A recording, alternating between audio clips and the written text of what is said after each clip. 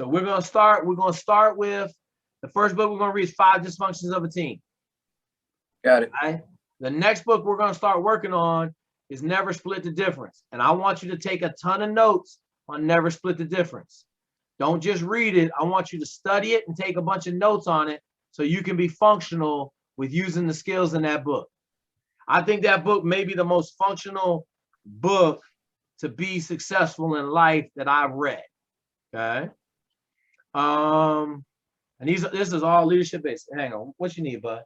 Close the door. What do you need my help with? Okay, we'll cut the box in a little bit. All right. All right, so 5 Dysfunctions of a Team. You're reading Relentless now. Here's another book for your personal development. Okay, have you read Masashi's 5 Rings, Book of 5 Rings? No. Okay. And then if you get crazy, you can read Masashi, but that's later down the road. We don't need you to read Masashi. The Book of 5 Rings will get you there. Okay. All right. So just because you calling me, we're gonna operate on my principles. Okay. I'll die before I quit. Write it down. I'll die before I quit. Every day is Tuesday.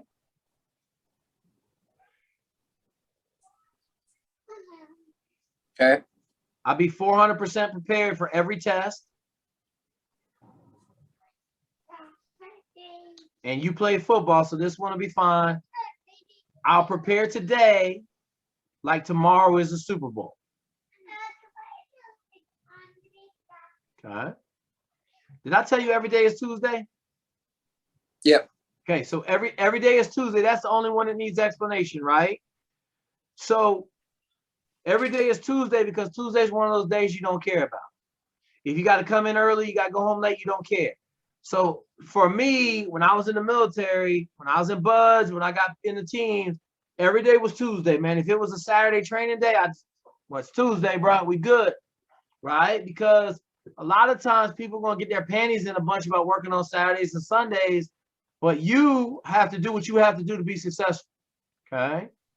And you're going to have a great conversation with my man that I put you in the group text with because he had an issue last week, but he didn't realize what was really going on, okay? So I got him right. He good now, but that's the whole thing. Like, the mentorship keeps you out of your own brain.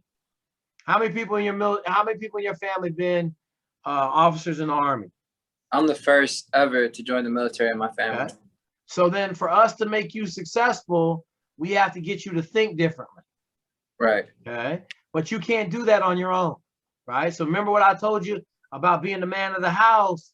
You guys, like the Hispanic community, got a lot of pride, right? Right. You got to suck that pride up and get on that phone. Right. You got another dude right now, just gave you your first one, and then you got me, but you gotta, like, you a junior officer. Nah, you can't be afraid to ask, man. Your NCOs are gonna help you out. Right. When I first got to my ship, I thought I understood leadership. I went to the Naval Academy. I couldn't have been more wrong, man. 3 months later, I went to the Chief's Mess, our E8 or E7s and above, and I said, hey man, I need some help, man. And they're like, sir, you're trying to do too much, man. You're doing too much yelling. You need to find a person in your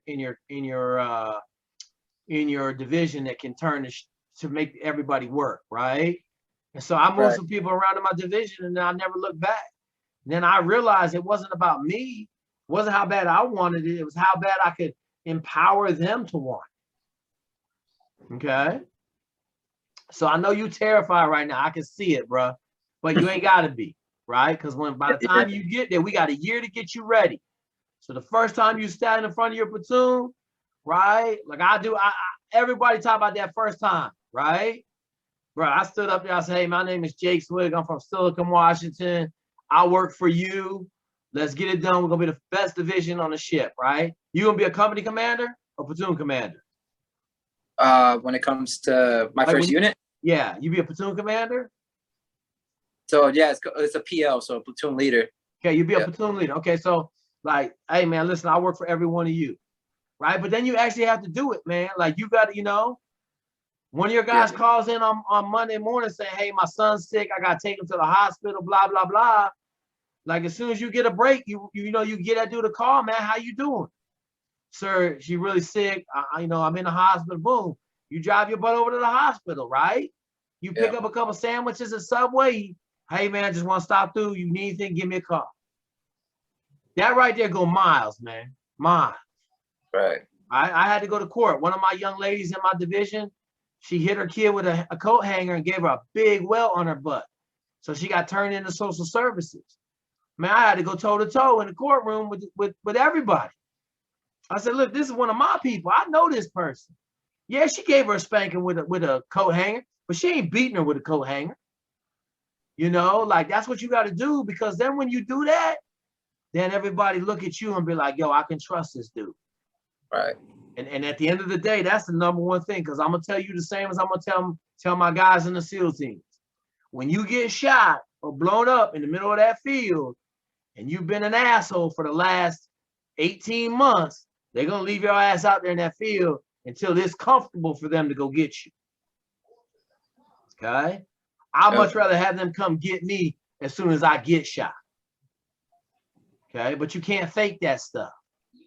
You ain't gonna have no problems with it. I know what I'm talking to right now. We wouldn't be having this conversation. Okay.